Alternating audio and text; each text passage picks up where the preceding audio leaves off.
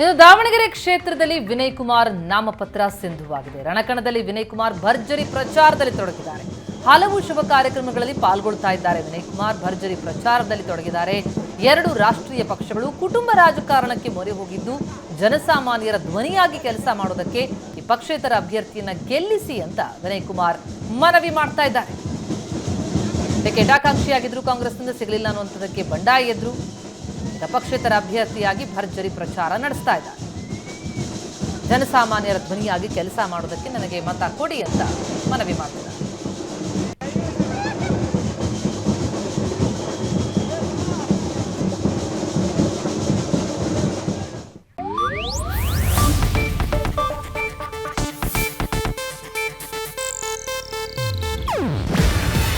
ಇದು Asianet news network ಪ್ರಸ್ತುತಿ. ನೀವು ನೋಡ್ತಿದ್ದೀರಾ ಏಷ್ಯಾನೆಟ್ ಸುವರ್ಣ ನ್ಯೂಸ್.